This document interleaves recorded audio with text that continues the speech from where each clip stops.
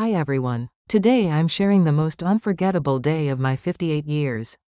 I'm Margaret Chen, owner of Safeway Logistics, a small freight company in Brooklyn.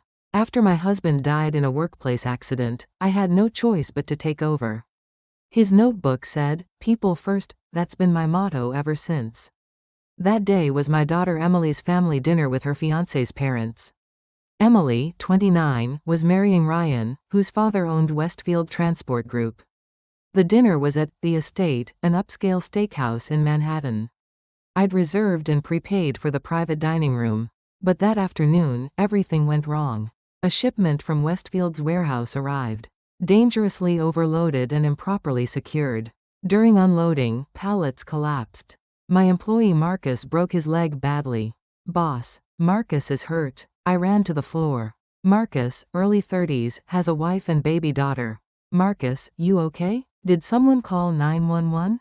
"Yeah, boss. Sorry. Don't apologize. This isn't your fault." I was treating his leg when my phone rang. Mount Sinai Hospital's Is this Margaret Chen from Safeway Logistics? We urgently need blood supplies and oxygen tanks delivered. Every other company said they can't make it in time. Can you help? We have critical ICU patients. I checked my watch. 4:30 p.m. Dinner at 6. If I drove to the hospital, came back to change, the math didn't work. Then I saw my husband's old notebook on the desk. People first. Before profit, before schedules, before appearances, always people first. I made my choice. I'll bring them myself. Text me the address. All my drivers were out. I grabbed the truck keys, still in my stained blue work uniform, and drove to the hospital. The doctor thanked me profusely. "You just saved 4 lives." "Thank you." 5:50 p.m. 20 minutes to the restaurant. My uniform had dirt, grease, and Marcus's blood on it. My hands were filthy. My hair was a mess. No time to change. I drove straight to the estate. When I opened the private dining room door, I'll never forget the looks on their faces. Emily and Ryan were there with his parents, Richard Westfield and his wife Victoria. Victoria's face twisted in disgust. "Oh my God, this is a family dinner. Surely you didn't actually come dressed like that?" I stayed calm. "I apologize. I had an emergency. No time to change." Richard smirked. "Must be busy season for delivery drivers, huh?" Emily turned red. Ryan tried to intervene but couldn't stand up to his parents. Victoria stared at my worn bag. "That bag. Even our housekeeper carries something nicer." I just drank my water. Getting angry would only hurt Emily more. Richard bragged loudly. "At Westfield Transport, we're absolutely rigorous about safety protocols. In today's world, nothing matters more than people. People are everything." I almost laughed. If only he knew what I'd seen that afternoon. Then the restaurant manager entered. "Excuse me, just confirming today's reservation and payment. Both are under Margaret Chen, CEO of Safeway Logistics. Is that correct?" The room went silent. Richard and Victoria stared at me. "Yes, that's me." Victoria stammered. "CEO? You own a company?" "Yes, a small freight operation." The mood shifted slightly, but they still didn't understand why I was dressed this way. My phone buzzed. A voicemail from the hospital. I put it on speaker. "Ms. Chen, this is Dr. Patel from Mount Sinai. Thank you for personally delivering those blood supplies today.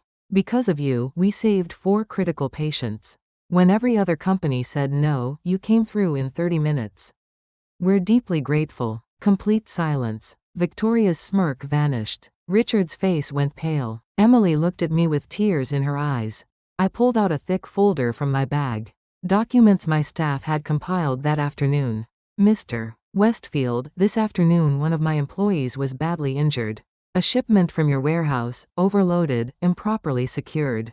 Here's the shipping invoice, your facility, and here are photos showing the dangerous conditions." Victoria spoke weakly. "Well, mistakes happen in this business."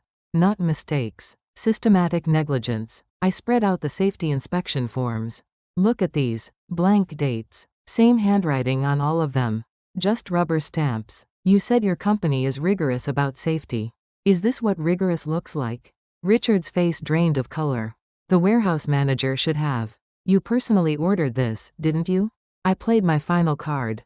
An audio recording from 3 months ago. When my logistics coordinator attended a vendor meeting.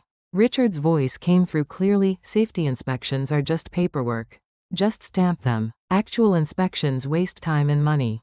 We need to hit our numbers. The room froze. Ryan stared at his father in disbelief. Emily squeezed my hand. I spoke quietly. You said people are everything. But your company puts profits first. I wore this uniform because I was treating an injured employee and delivering emergency supplies to save lives. I chose people over appearances. Victoria's voice shook. Perhaps we can discuss this. There's nothing to discuss. The evidence is clear. Ryan stood and bowed deeply. I'm so sorry. I didn't know. I'll take responsibility. Emily spoke through tears. Ryan is a good person. But I can't marry into a family that disrespects my mother. Mom risked everything, even my wedding, to save lives today. I held my daughter's hand. Emily, I'm sorry I ruined your dinner. No, Mom. I'm sorry I didn't understand sooner. I stood up. Mr. Westfield, tomorrow I'm reporting today's incident to OSHA. And I'm terminating all contracts with Westfield Transport. I won't work with companies that don't value safety. Richard panicked. Margaret, surely we can work this out. Our business relationship. I only work with companies I can trust. And my daughter won't be joining your family. I took Emily's hand and left. Behind us, Victoria was crying, but I didn't look back. The next week was intense. After my OSHA report, Westfield received citations. Multiple clients canceled contracts. Banks reviewed their credit lines. Richard called repeatedly, begging to maintain our business relationship. Submit a detailed safety improvement plan first, I told him firmly. Show me in writing that you'll prioritize safety. Then we'll talk. Days later, Marcus returned on crutches to applause from the whole team.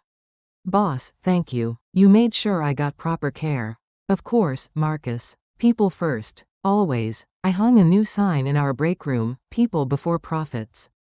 That afternoon, Emily visited the warehouse. Seeing her talk with our crew, touring the floor, my heart swelled. Mom, I finally understand what you were protecting. I want to live like you. We hugged and cried together. That night, I opened my husband's notebook to the last page. I wrote today's date and added, people first today too. You were right, my love. Real character isn't expensive clothes or designer bags. It's the principles you keep and the responsibility you take for others. What would you have chosen? Appearances or people? Thanks for listening. Please subscribe and hit the notification bell.